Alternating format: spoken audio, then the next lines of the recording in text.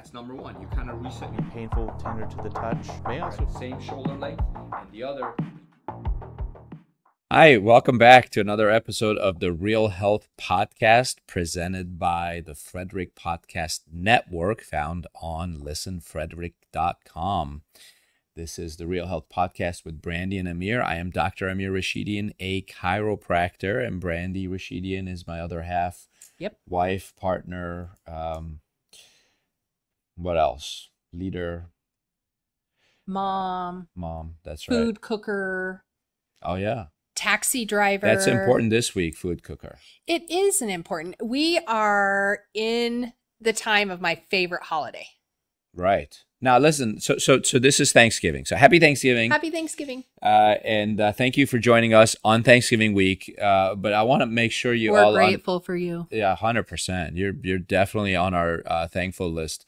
And I want to make sure that this isn't just about Thanksgiving. Everything we're going to talk about today pertains to everyday life. It does. It's not just Thanksgiving, but we're going to use the context of Thanksgiving to make sure we follow our purpose for this podcast. And the reason we do this is so that you would learn information that will help you feel better, get stronger, live longer, and feel younger. And the way we do it is by looking at what's coming up in the news, in the media, what events are happening, what holidays we're coming up to. Yeah. And we just want to make sure you're prepared for all of that.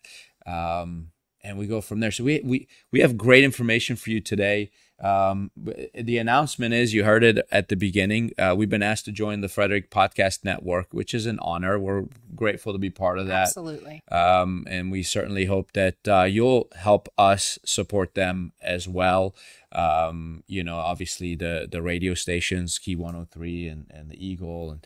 And so anyways, thanks for all of that. And we're really excited. It was an honor to be asked to join the podcast network. We're going to be surrounded by a lot of other fantastic podcasts. So hopefully those that are listening to ours will find some other great content that you want to dive into. And maybe some people that haven't found us yet will find us, and our content will be impactful for them. So Thank you for sharing and for subscribing to our podcast. We so appreciate it.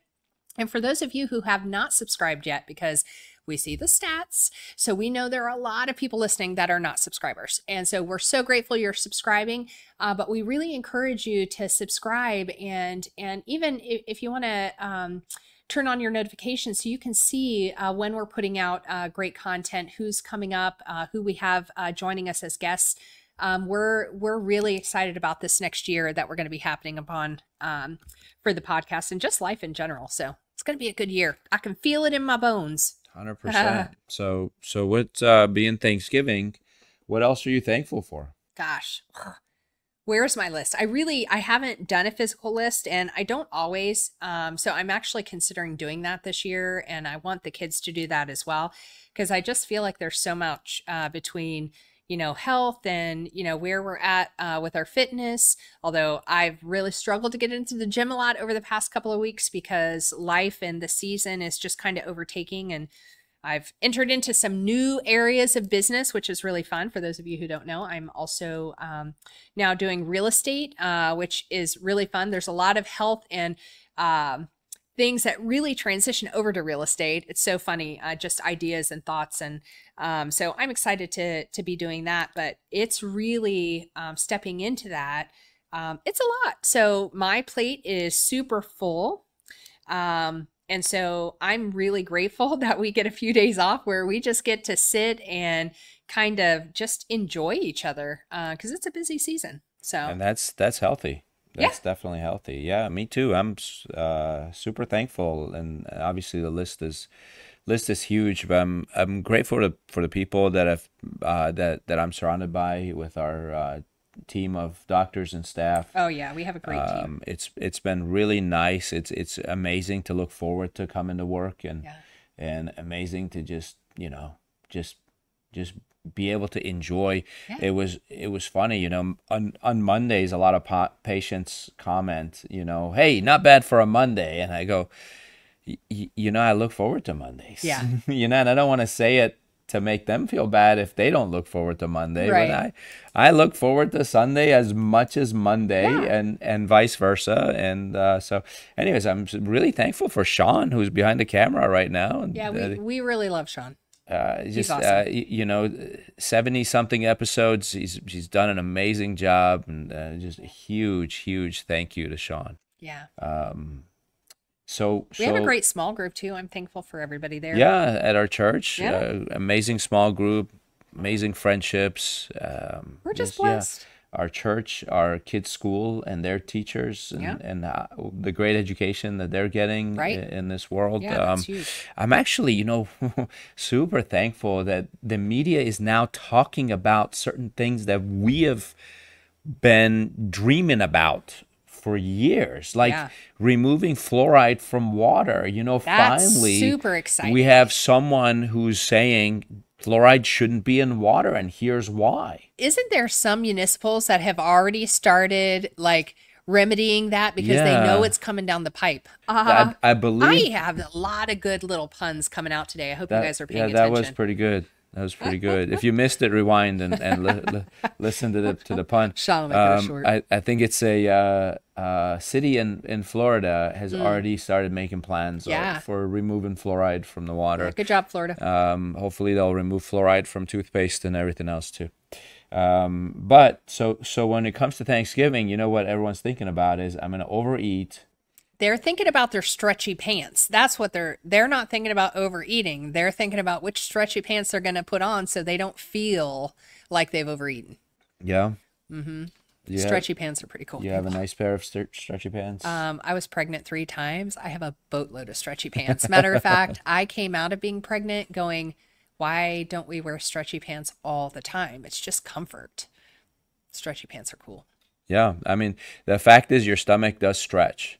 And when you overfill it, it stretches to the size that it needs to be. And hopefully you then... What size does your stomach start out to be, on average? I mean, I'm guessing it's the size of your fist. Yeah, I think so. Yeah. Pretty close. So, but I've been able to put down, 2 full plates of food. That wouldn't fit in this thing. That's a balloon. Which is why you need stretchy pants. Yeah. I guess you're right, but but the stomach sits up higher. So I don't know if you pull your pants up that high.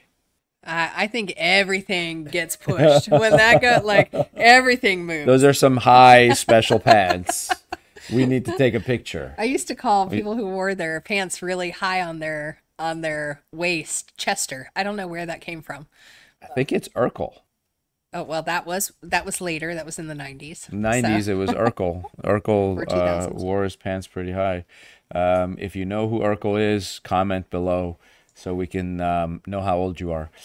so as we're diving into Thanksgiving, did you have, now you weren't raised in the US initially, so you didn't come until you were 11. 11. So were there is there anything like Thanksgiving that you celebrate in the Iranian culture? That's a good question. I've been thinking about that. A lot of times it's attached to the Muslim traditions where if someone, and again, I left early and I never really studied Islam. Our audience knows I'm a Christian, but in Islam, a lot of times if they wanted something to happen, someone would throw a big party and cook a lot of food, and then they would invite everybody in the neighborhood as an offering, like a sacrificial offering. Right. Just 'Cause like it's about works. just like they would slaughter a lamb, and then they would cook it and have a meal. So those were the things I would see. So it wasn't a specific date. It'd be, hey, someone in the neighborhood is, sacrificing to God, and so we're gonna eat good tonight. Everybody's invited. That's funny. So I remember that. And then, the big holiday in Iran is New Year's Day, which is not a Islamic holiday. It's Right. It's a first- cultural. It's first day of spring. Yeah. So they believe that the new year starts when spring starts, and so you're always going to friends and family, and they always obviously you've been there, you saw it, Yeah. and they Maybe cook a in the big spring feast. we'll talk a little bit more about the different parts of that Iranian holiday, because it's actually one of my favorite holidays, because there's so many like little Yeah. pieces that I feel like it's almost like Christmas and New Year's and Halloween and Easter are kind of all in one holiday, which is really kind of fun. So we'll have to unpack that Well, for you our. know, Iranians eat a lot, especially for dinner. Mm. But even, I mean, growing up, we used to sit around the table for breakfast as a family, That's awesome. sit around the table again for lunch as a family, everybody served and everything, and then for dinner too. Could you guys even fathom that? I mean, we do not, at least our household, we are in constant motion. Yeah. As I think most Americans are. That was the biggest shock when I came home. When I came to the U.S. People didn't was eat together. maybe once a week, maybe twice a week, people would sit around the dinner table and eat together. Yeah. And the rest of the time, you're just like grabbing food and eating. And It's so I thought funny. it was very strange. It's so funny that you mentioned that, because I have not told you this, but I've really had it on my heart recently that I might start this in January, that I want to have like one day a month, like an afternoon or an evening, where it's just like Rashidian family meal, but I want it open to whatever families and friends are, available, and they can just come bring a side and sit down and break bread with Why us, don't we because I call don't it think we do that Thanksgiving? enough. Why can't we have Thanksgiving every month? Oh, You just give thanks every single month. this is why I keep him around right here, because out of the blue, he has really fantastic ideas. Honestly, it was a nice life. You know, I'd wake up, go sit at the dining room table. There were times we didn't have a dining room table. We sat on the floor. Right. Or when there's a lot of people that come over, and we there were times people would come spend the night randomly. They would, like, a family would come, and we'd be having a good time, and so they don't go home. They'd stay spend the Right. night, and then we'd all wake up, have breakfast together. Right. Randomly. There's nothing planned out in advance, and they'd even tell us they were coming over. They would knock on the door, and we'd open the door. So, but yeah, you have a big breakfast, all Yeah. kinds of stuff. Then several hours later, we usually ate lunch around 1:32 in the afternoon. Nuna 'Cause- paneer 'cause, asal. yeah. It's one of my favorites. Which is cheese, honey, Cheese and bread. honey. Mhm. But then for lunch, like, mom and dad would come home from work, Mm. and then we'd put out a spread on the, and everybody would sit around the table and eat, Yeah. and then everybody would take a nap. Yeah. Then the mom and dad would go back to work, and then come home like 2 hours later. Yeah. And, like, they would do another 2 hours of work, but no one worked really late like they do in the U.S. You know, right now I get home at 7:30 at night, Oh, sometimes later. and sometimes later than that. Yeah. And, you know, at least that's at least 3 days a week. I get home probably around 8 o'clock, and I'm just there to spend some time with the kids and put them to bed. But Iran wasn't like that. Yeah. And I don't know if it is now, but this is in the 1980s, 70s, and 80s. That's what it was. And then It's probably still holding a little bit of that, but it's probably still progressed I think it's changed. a little bit like we are But here. dinner I'm was sure. around like 8 o'clock at night, eight or Yeah. 9 sometimes, and it would last over an hour and a half, sometimes 2 hours, and you would just eat And talk. slowly and talk and talk and talk, and dinner was the biggest meal of the day. I mean, we would pile our plate with a mound of rice, and everything Clean else it. would go on top of the rice. Yeah. And then when you run out of other stuff, you still had rice left, so you'd put more stuff on, Right. because you can't eat the rice by itself. So funny. So every day was like Thanksgiving over there. So if we're going to eat a lot of food, we want to talk about how to do it so that you stay healthy. Right. And I think it's also important to dive in a little bit to mindset. And because we talk all the time about how connected everything is, right? Mind, body, our physiology is tied to our emotions and our mindset. So I think also, like, going in, I hear so much where people are like, that side of the family is coming. Does anybody have that side of the family? Wait, I think everybody has that side of the family. If you don't, some of them you're have that really side of the family anomaly. living with them. Okay. So, You know who you are. so, Some of you are that side of the family. Oh, if you don't have that side of the family, you might be that side of the family. Or if you're uncertain, you're like, that's not us. It's you. So I think, knowing that if we have that side of the family showing up and it can create that cortisol, spike because there's frustration or there's turmoil in relationships, like how do we combat that? And what are some things that we can go in, like people are who they are, right? Like you can't change them. You've lived with them all your life. I struggle with that too, because I'm like, well, if you just talk to them directly and tell them what the issue is, they should change, no problem, right? That's not how it works. Somebody has to be ready for change. Have you ever changed anybody's mind? You've never. Like, have you ever gotten someone else to like believe in your opinions, your values, your beliefs when they severely disagreed? Yeah, it's so hard. But what you can control is your own mindset. You can control those negative emotions, your response to them. I'm not saying it's easy, but if you want to enjoy your Thanksgiving meal and not have it come back to haunt you, it might be something that you want to consider thinking about this season. Yeah, so I'll tell you a little bit of the physiological responses to all of that. The human body is constantly in balance between sympathetic and parasympathetic nervous systems. Imagine it's a gas pedal and brake pedal. Gas pedal revs you up, brake pedal slows you down. Now, when you're eating a big meal, you really slow down, right? Because everybody gets sleepy after that. Oh yeah, that turkey. We're sitting back watching football. Right, and you're dozing off. So that's called rest and repair, or rest and digest, some people call it. And the other side of that is fight or flight, where you're agitated and you're stressed. Now, when you're stressed, two systems shut down or slow down at the very least. One is your immune system, the other is your digestive system. That's why some people who have a stressful Thanksgiving usually have a sinus infection the next day, or they have that tickle in the throat and a sore throat, and they go down afterwards. And they always go, "Oh, it's because I ate too many sweets." Well, that is a part of it, sweets. But are you telling me everybody who ate sweets on Thanksgiving got bronchitis the next day? That's not true. It's because, like what Brandy said, is the mindset affected your physiology. When you're in a stress situation, you should not be eating. Nothing should go in your stomach, because what happens is you're not ready to digest that food. Right. And it'll sit in your stomach, it'll ferment, it'll rot. By the time it goes into your intestines, it's no longer nutritious food, even if you ate healthy. Right. Because your mindset wasn't in the right place, you're not going to digest that food properly. Right. I think the vast majority of people have never had someone explain to them like how that process works, and they struggle with this. Probably, families are tough. Living with people can be tough. Right. Humans are weird. Don't you know broken. people who don't eat all that great, but they don't gain weight?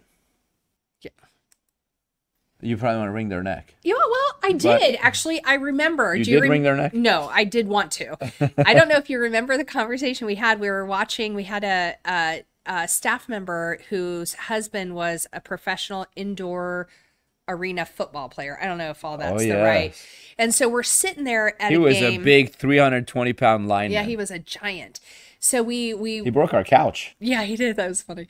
We went up to PA, I think it was, to watch a game. It was PA, right? I think so. I feel like that's where it was. Reading. Yeah. And so we're in the arena watching the game, and I have throughout my life, I would say weight has always been, a struggle. I saw my father struggle with it. I saw other family members, on his side of the family struggle with it. So I think that was just something that was deep seated. Don't worry, it's not going to be an issue anymore.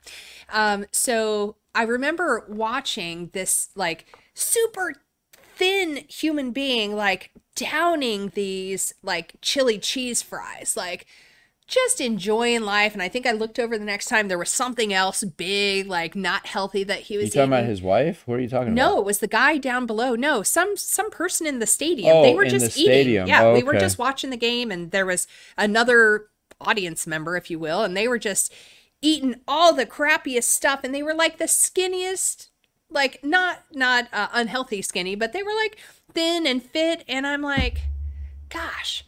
And my first thought was, if I was doing that, like that would go straight to my hips. How many people have ever thought that? We've all said that, well, maybe not all of us, but several of us have. And we had this conversation, and it was, you're like, yeah, he doesn't think that's going to hurt him.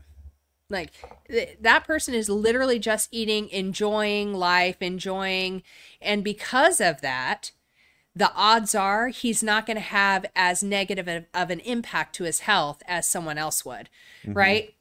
I mean, it's possible. It can even be crappier food. But if I'm sitting down, even if I'm eating a good meal, a nutritious meal, but my mindset is negative and I'm picking apart and going, oh, I hope what I'm eating isn't going to cause me to gain an extra pound when I get on the scale tomorrow. Or, oh, I hope, like, it's those like loops that we get into of our mindset that I think create the biggest damage So I to our got two health. words for you. Oh, well, I got two words for you. No. French, not French words. French paradox. Ah. And also a name, Dean Ornish. Dr. Dean Ornish is the only medical professional, medical doctor, he's an MD, who reversed heart disease in people.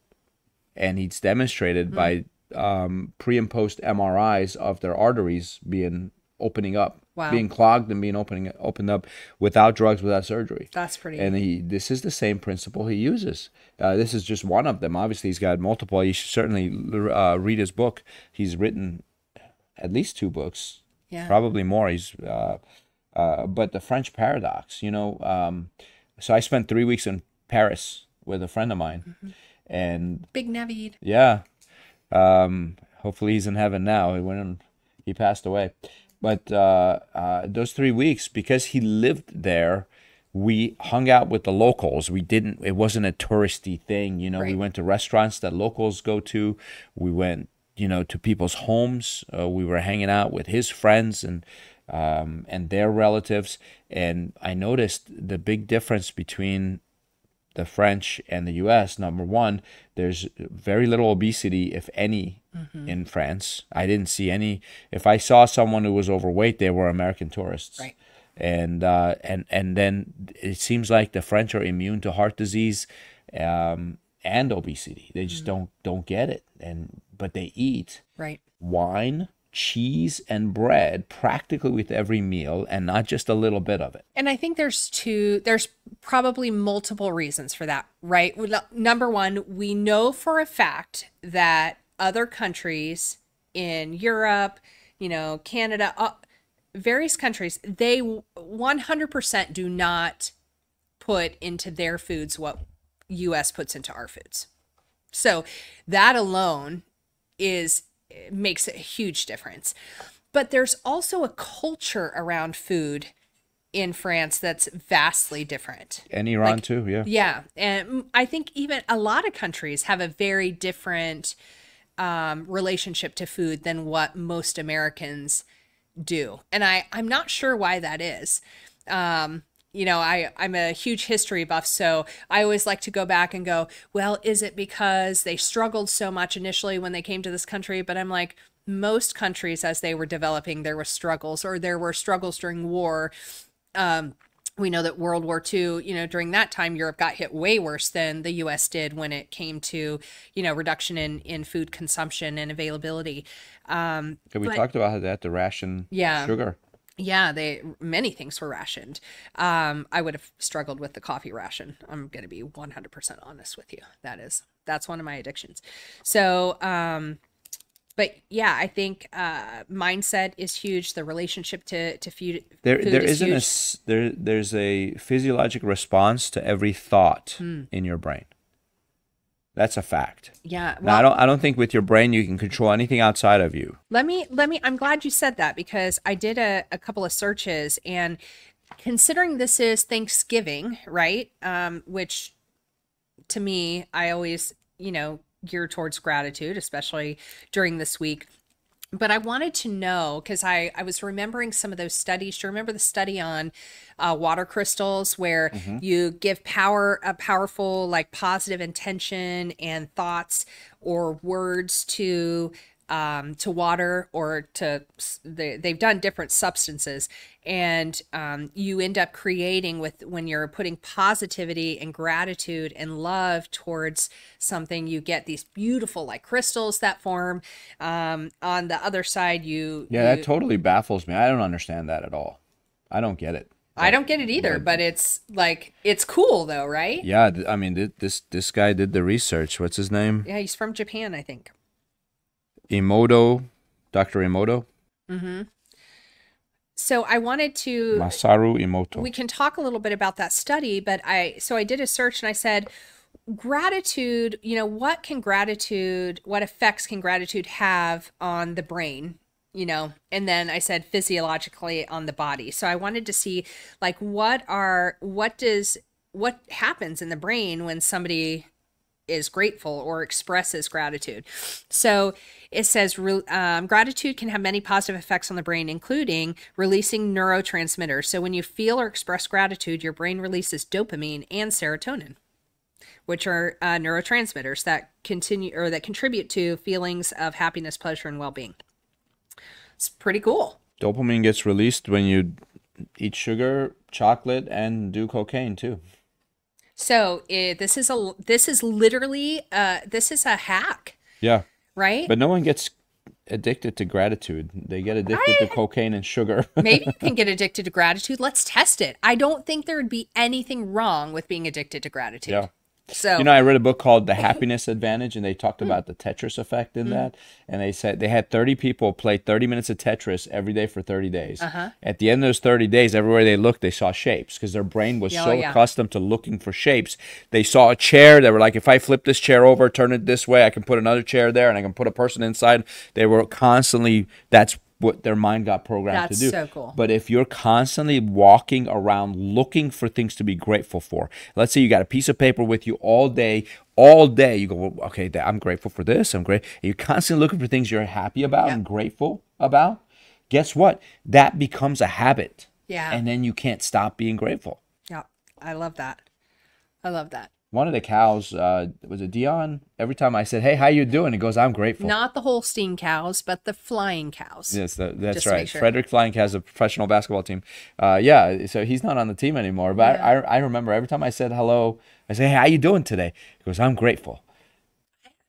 I mean, think about the change in each of our lives if we just made that. That's a great way. People ask you how you doing. Tell them you're grateful. Right. That's What does it mean when you say I'm fine? Fine is not a good thing. fine sucks. Can I just say that? Like we went to years ago, we went to this conference or what have you. I can't even really consider it a conference. That's why I'm struggling with words, because it's so vastly different than sitting in a conference where you're in rows looking at the back of somebody's head. Vastly different. But their tag or their shirt was average sucks.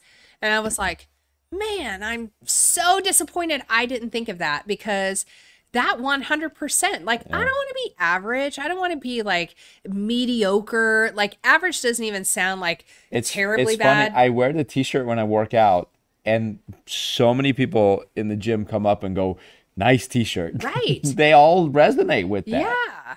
I mean, I think the vast majority of humans do resonate with that. Well, I think that there's a lot of gunk. You can patent fine sucks.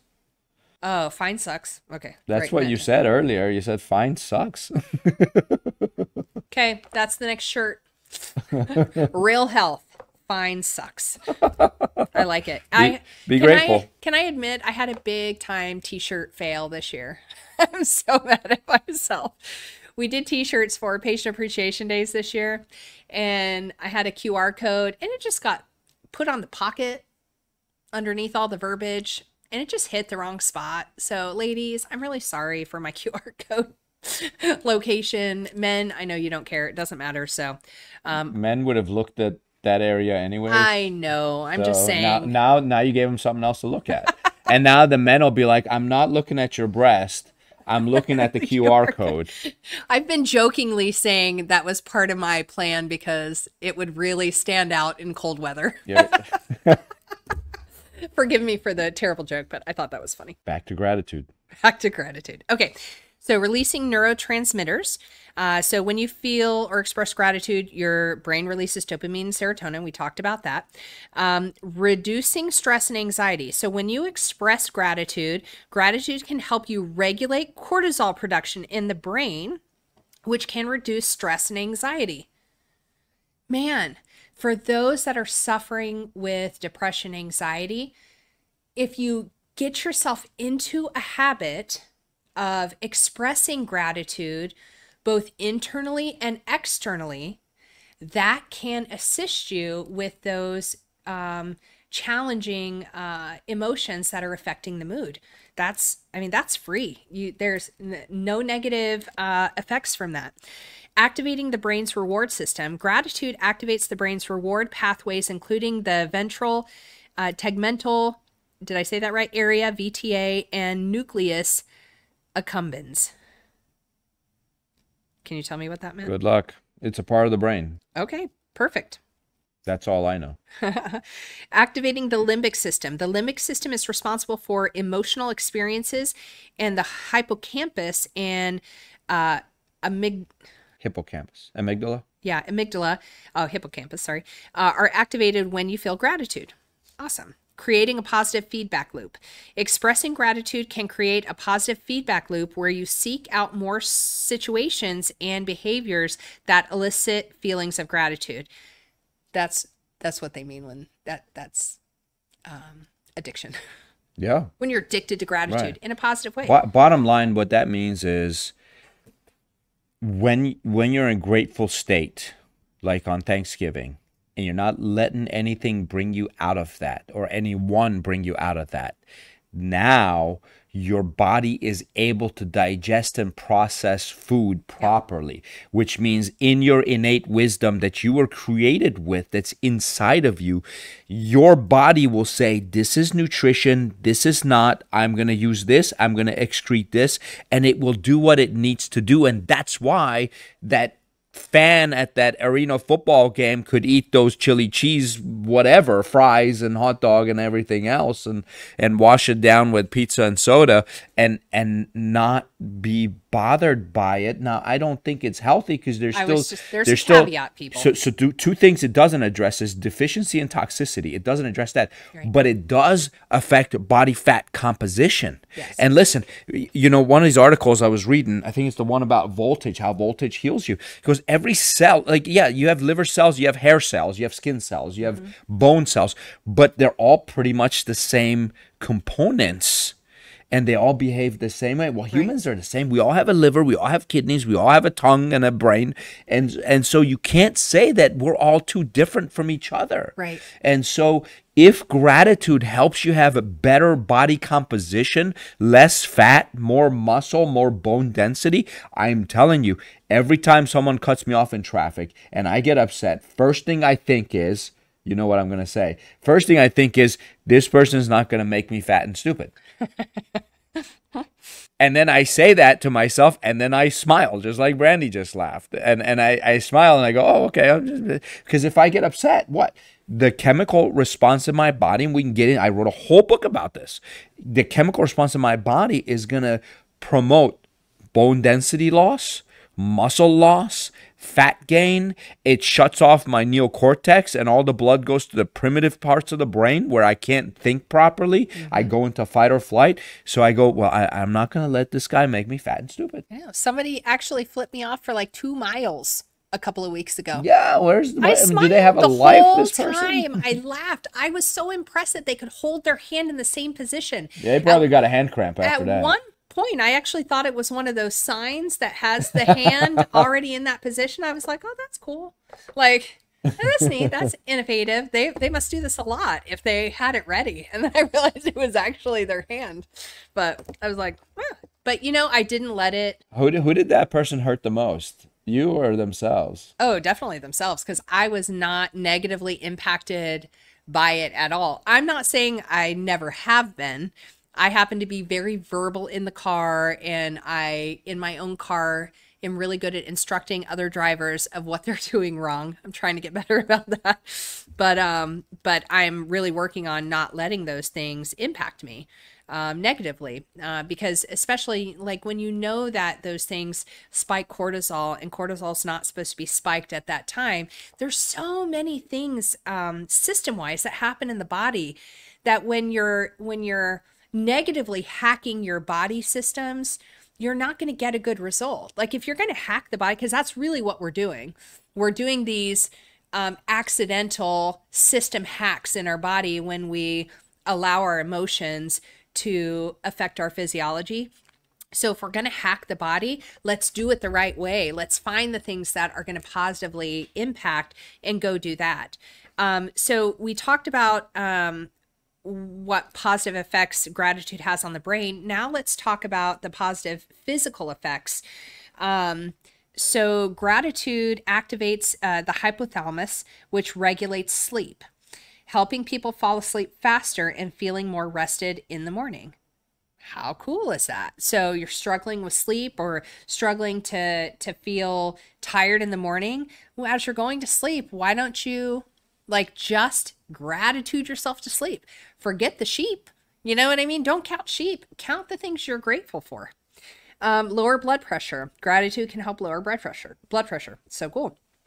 Gratitude can help people tolerate pain better. So for those of you in chronic pain, this is another hack for you.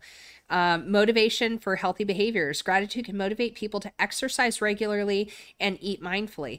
And this is cyclic, right? Because when you do that, when you allow gratitude then to take you into these healthy habits, those healthy habits are going to impact your health even greater. Like, that's so cool. People who practice gratitude are at lower risk for various health conditions. Gratitude can also help in many positive mental effects, including improved mood, can help you feel happier, less anxious, improve your self-esteem. Our children especially need that these days, and increased optimism, which can lead to a greater sense of happiness. So I don't know why anyone would not want to put that at the top. You know, we talk about it's better to choose 100 small things to improve, or to improve, 100 things by 1% than to try to change one thing 100% and do it completely differently. Yeah. I mean, some people don't pray before every meal that they eat, but everyone pretty much prays before their Thanksgiving meal. Yeah. What does that do? Like, let's say you're just saying a prayer, but there's no faith behind it. You still do focus on things you're grateful for because you're given a prayer of thanks. Yeah. And, Jesus exemplified that in the Bible. 100%. Anytime he ate, he gave thanks to God, and then he broke the bread. Well, and if you look at how many instances biblically he talks about being grateful and blessing the food and whatnot, there's a reason for it. So there's got to be a greater impact, than what we really see. Be joyful always, pray continually, and give thanks in all circumstances. Yeah. And he's not saying give thanks for all circumstances. There's going to be things you're not thankful for. Sure. But there's always something you can be thankful for in a bad circumstance. And that's what the word says. And looking at this, like I firmly believe you can't change things on the outside of your body, but you can change things on the inside with your mind. But here's a doctor who disagrees with me, Dr. Emoto, Masaru Emoto. This is a quote by him. He said, "Water is a mirror that can show us what we cannot see. It is the blueprint for our reality, which can change with a single positive thought." A single positive thought. All it takes is faith if you're open to it. So that was the quote. Now it says, though for many of us, it is difficult to believe in the unseen. Interestingly, there are water experiments and observations that explain water's magnificent nature. In this article, we discuss Dr. Masaru Emoto, specifically water experiments by Dr. Emoto and the concept of water's consciousness. Understanding the consciousness of water will help you see the benefits water has to offer to you and just how you can turn regular water into something more. By understanding the water experiment done by Dr. Emoto, we will be able to see how water has phenomenal benefits depending on its surroundings. We will further delve into a way to treat water in order to maximize the benefits of drinking water, bringing more vitality to your water. All this through the teachings and findings of Dr. Emoto. So it's the human body is, depending on whether you stay hydrated or not, is mostly water. Yeah. Most, like 70%. I remember that episode in Star Trek where the aliens talking to the humans, and he calls them bags of mostly water. Which is very accurate. That's right. And water apparently changes with your thoughts. And so like even if you're like me and you don't believe you can change water on the outside, now he shows experiments, like he has imaging and all that stuff. So I'm not disputing what he teaches, but I'm telling you, okay, maybe it does. But if it affects water outside of my body, then my thought must really change the water inside of me. I mean, your spine has discs between it, right? And everybody has a herniated disc or bulging disc at some point in their life, or 90% of people do. And you go, okay, but that's 70% water. Right. And you go, what if you had positive thoughts about the water in your discs? Yeah. And in your blood? Blood is mostly water. I mean, here's the thing. Even if, like, you have nothing to lose, it costs you nothing to be positive. It costs you nothing to put positive intentions, towards your health or your well-being. Dr. Emoto, I think his foundation for this is really talking about how unbelievable water is. And I read this and I go, how unbelievable is prayer and positive intention, right? So for me, I just looked at this. It's almost like when you look at a negative or an x-ray, it's like, it's just two sides of the same coin. I mean, you can say water is amazing. Okay. But water is still water without the intention, right? It was the positivity. It was the gratitude. It was because we all have a frequency, right? So I'm certain that when we're grateful and happy and joyful, it raises that frequency at which you operate, which is probably where that change is happening, molecularly, if you will. Socializing makes you healthy. Huge. Community makes you healthy. Huge. Surround yourself with people you love. And if there's a couple of people there that you don't love, they'll get diluted by all the people that you love. So it's cool. Let them be there. Just choose not to respond in a negative, unhealthy way. We talked about the French paradox. Do you know in France, kindergarten, they tell the kids something the opposite of what we tell kids in kindergarten. Oh. So in kindergarten in the United States, when it's lunchtime, the teacher always says, "Stop talking, eat faster." Right, hurry up and eat.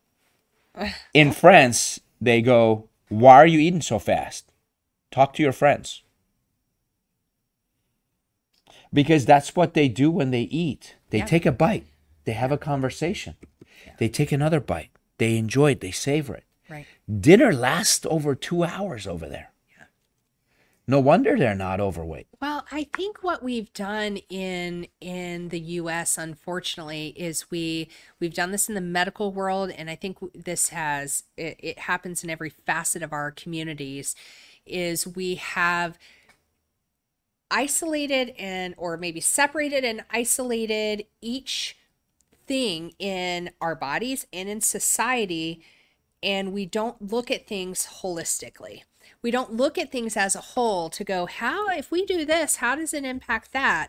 Like if we start talking about this in schools, how is that going to impact kids' development here? Or how is this going to affect this? How is that going to affect home life? How are they going to be impacted here? Yeah, we don't look at things like that. We go, let's do this. And it doesn't matter what happens from there, how it infiltrates, how it affects. We don't worry about it. And I think that's one of the biggest failings that we've had. I think we need to start going, ooh, should I do that? How does that impact, this system over here? And we can take that, can be an overlay for health. That can be an overlay for fitness, for our emotional health, for our relationships, whatever the case may be. Culturally, I think that we need to start seeing where everything meets and impacts the other systems. I think it's very important. 100%. So listen, you want to make Thanksgiving a healthy Thanksgiving?